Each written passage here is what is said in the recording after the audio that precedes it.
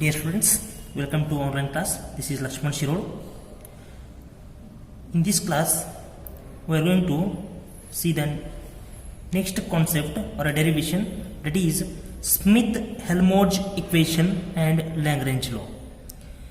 So here I have written that equation, which is that h1 mu1 tan theta 1 is equals to h2 mu2 tan theta 2. So what it indicates, and then what is this Helmholtz equation? It means that the height of the, it explains about the relation between the object and image. What the relation is there in the object and image. So here the height of the object and then refractive index of the first media and then the angle of the that incidence. So all are equals to the height of the image and then the refractive index of the refracted media and then angle of the that refraction. Both are equals and then it explains about the that relation. So he is explained that relation. Similarly, that Lagrange law also. Here the h1 mu1 theta 1 is equals to h2 mu2 theta 2. It means here the tan theta is there, right? It is a paraxial axis. So therefore the that tan theta is approximately equals to the tan theta. Sorry, here that is a theta. Alright, theta 1 theta 2 will write here. Yeah, equals to theta 2 here. So we are going to derive these two equations here using the that surface, that is a curved surface, spherical refracting curved surface here. Let us take one spherical refracting surface. I will draw here. How to draw the data ray diagram I will show here. So this is the principal axis. So this is called as the principal axis and this is the refracting surface, that is a spherical refracting surface. What we will take here? We will take one object here. This is the object. This is the bottom of the object and this is the top of the object. And then next, what happens here? We will draw one ray, that incident ray from the bottom of the object. That ray is incident here. And then next what happens? It is going to be reflected here. So this is the incident point and then this is the refracted point. This is the object bottom point and this is the image bottom point. We will call that is image bottom point. Another one ray is there. That ray is incident through the this top of the that object, and here it is incident on the that spherical refracting surface and then refracted here, and then we will get this is the object, top of the object as a formed as a image. And now here another one perpendicular line we will draw here for this one. That is that perpendicular line is goes to the that coincided point. This is called as a radius of the center of the curvature, and then it is drawn normally to the that this incident ray, that is a radius of curvature of the that spherical refracting surface. So we'll write here this is the A and then this is the B, the object AB. We'll call this is the object AB, and then same thing what we'll get that is image A dash B dash, but the image is inverted image. The image is a inverted image. So therefore, and then we'll take the incident angle theta 1, we'll take the incident refracted angle theta 2. So now here what happens? This is the upward, okay, and then this is downward. You know the sign conventions. Already you know that sign conventions. If the object is above the principal axis, then it is a positive, and the image is a object otherwise image is below the principal axis, then we will get the negative. So therefore here this becomes the theta. It means it is moving downward, that refracted ray is moving downward, so we will get that is the theta 2 minus theta 2. If you want to, we can take, otherwise leave it. So now here this is, we'll take this is the M. we'll take this is the M, this point, incident point, we'll take M, and then next here draw one perpendicular line on a that principal axis to join that point which is going to be coincide that incident point and refracted point. So we'll give this is a P, this is a P, this is also P, but the curve is very shorter, so therefore the P and then this P are the similar, so we'll call this is P dash, otherwise we can take P, and then this is a M and we'll take this is a M dash. So this is the ray diagram, how to draw and then how it is going to be form the image. So let us see here, I have drawn the image, that ray diagram in the sheet. Now see here, this is the object and this is the image. So this is a curved surface, the incident ray is from the A point to the, it is incident on the surface of a point of M, and then it is going to be refracted and then reaches to the point of A dash, and then next what happens, another one of the ray is incident from the top of the that object, and then it is going to be fall on the that spherical refracting surface, and then next it is refracted through the that surface, and then you are getting the image point, that is top point, you will get the image. And therefore the theta 1 and theta 2 are the angle of the incident and then angle of the refraction here. So here also you get that is a incident angle and then refracted angle. So this is called as a center of the curvature. The center of the curvature is nothing but the from the center of the curvature C to the M, that is a radius of the curvature R. So here from the pole we are getting from the pole to the A point, that is nothing but the object distance, and then from the pole to the A dash, that is image, that is nothing but the image distance. Okay, this is all about to find the that relation. So therefore I have written here that explanation of the whatever I have explained now here in the figure. MP M dash MP M dash be the spherical refracting radius of the curvature R. This is a spherical refracting surface, and then the radius of the curvature is R. So that is here.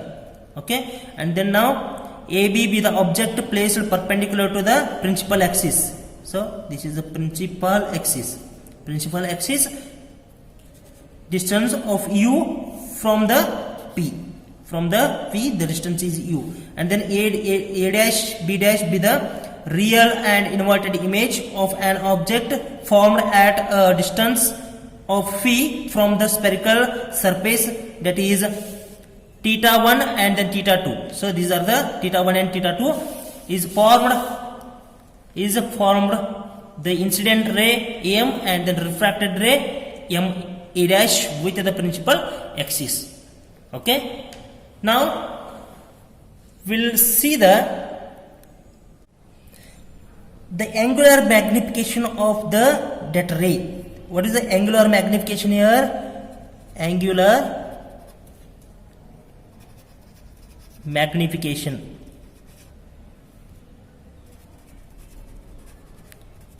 Angular magnification is indicated with the alpha. So now here tan theta 2, it means the angle of that refracted and then the angle of incidence.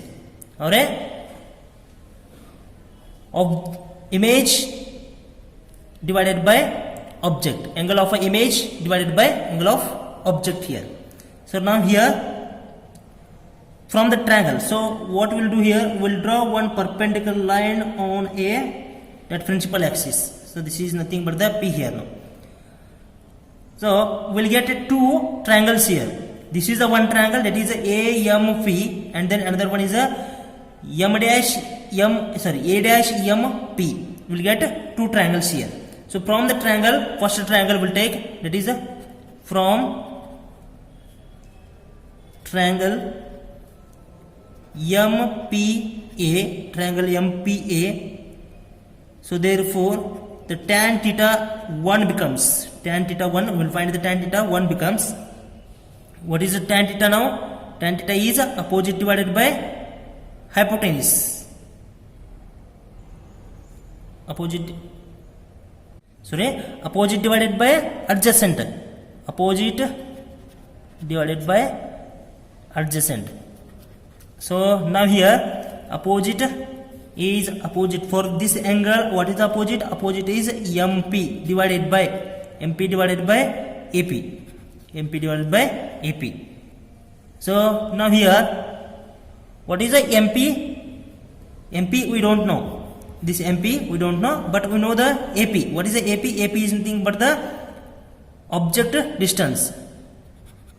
MP divided by U. MP divided by U. So if you took this is a minus, why? Because it is the opposite side. Then we should take here from the fold. What you will get?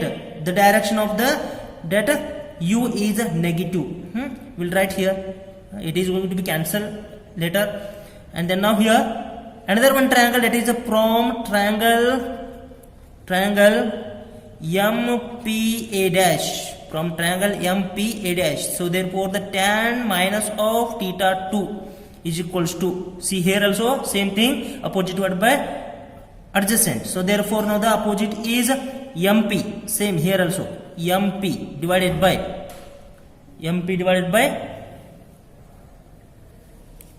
A dash P is equals to MP upon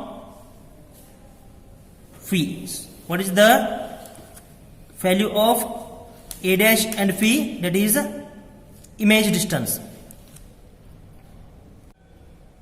Therefore now alpha becomes, so alpha is equals to, what is alpha now? Alpha is tan theta 2 divided by tan theta 1. So therefore tan theta 2 is MP divided by phi into U divided by MP. It means, then what happen here? MP is get cancelled. Then alpha is equals to U divided by phi. So this is the angular magnification. Now we'll see the linear magnification.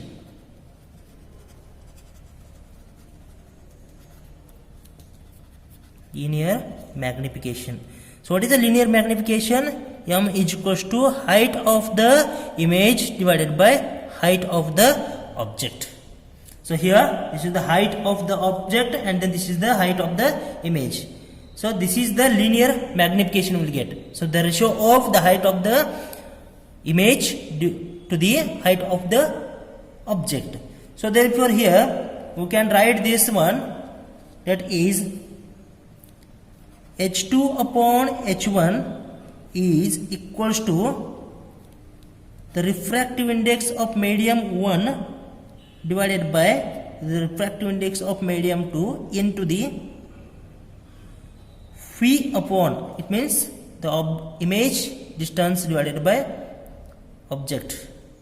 So this can we write the linear magnification. So therefore now here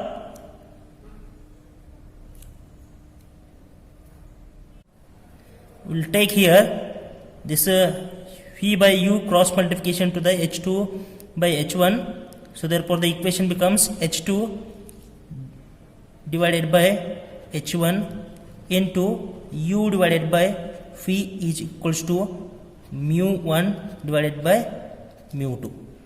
mu1 divided by mu2. So therefore the next term is becomes, we know that this U by phi is nothing but the tan theta 2 divided by tan theta 1. So U by phi is nothing but the tan theta 2 divided by tan theta 1. So now the equation becomes H2 divided by H1 is multiply tan theta 2 divided by tan theta 1 is equals to mu 1 divided by mu 2. mu1 divided by mu2. So take this denominator to the left side of that equation, and then next this mu2 we have to take that right side of that equation. So therefore the equation becomes h2 tan theta h2 tan theta 2 into mu 2 is equals to h1 tan theta 1 into mu 1. So rearrange the that terms. So this is the mu 1 h1 tan theta 1 is equals to mu 2 h2 tan theta 2. So this is the Smith-Helmholtz equation. This is the Smith-Helmholtz equation. We'll write here. This is known as Smith-Helmholtz equation. So what it explains here, the refractive index of the medium 1 and the next the height of the object and the angle of that incidence is gives the relation with that the refractive index of the medium 2 and then the height of the image and the angle of the refraction all are is equals. It means this term is equals to the that refractive term. So now here for paraxial rays, for paraxial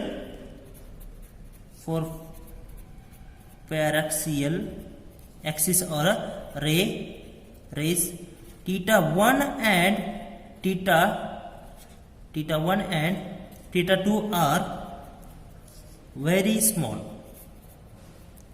Here that theta 1 and then theta 2 are there, that as a paraxial rays it is very small, therefore the tan theta 1 is approximately equals to the theta 1 and then tan theta 2 is approximately equals to the that is theta 2.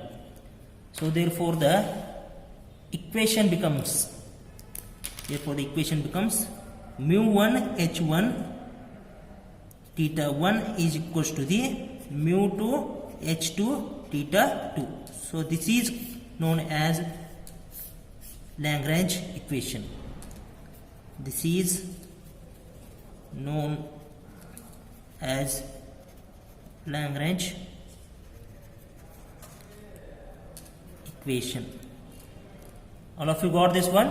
So see here, once again I will explain the angular magnification. So angular magnification is nothing but the alpha is equals to tan theta 2 divided by tan theta 1. So therefore we have two triangles now here. We have two triangles. One triangle is nothing but the MPA triangle, MPA. This is a MPA, and the next another one is that is a MPA dash. So therefore if you return the tan theta 1 and tan theta 2 are the, and then what you will get? You will get that is mp divided by minus of u and then mp divided by phi. So therefore, and I have written here that is minus here now, and then the theta is there now, that theta 2 is the minus, and then for that minus get cancel. It means multiply with that one, then you will get a positive here. So now then alpha is equals to what you will get? That alpha is nothing but the u divided by phi. So that is nothing but the tan theta 2 divided by tan theta 1. So therefore this is equation for the angular magnification. So next, linear magnification. What is the linear magnification? The ratio of height of the image to the height of the object. So therefore we can write that magnification, linear magnification, that is nothing but the h2 divided by h1 is equals to the mu1 divided by mu2 into phi divided by u. So therefore we can rearrange that term. So we'll get that is h2 divided by h1 into u divided by phi equals to mu1 divided by mu2. So therefore that next equation becomes h2 divided by h1 into tan theta 2 divided by tan theta 1 is equals to mu 1 divided by mu 2. So here u divided by phi is nothing but this alpha. So therefore the equation becomes h2 divided by h2 into tan theta 2 into mu 2 is equals to h1 tan theta 1 into mu 1. So if you rearrange, then what you will get? You will get this equation. This is nothing but the Smith-Helmholtz equation. And then here in the paraxial rays, theta 1 and theta 2 are the very small. So then the tan theta 1 and tan theta 2 are the approximately equal to the theta 1 and theta 2. So therefore the equation becomes the refractive index of the medium 1 and then the height of the object and then angle of the that incident is equals to the refractive index of the medium 2 and height of the image and then the refractive angle. So all are equals here. So that is the Lagrange equation. Okay, thank you.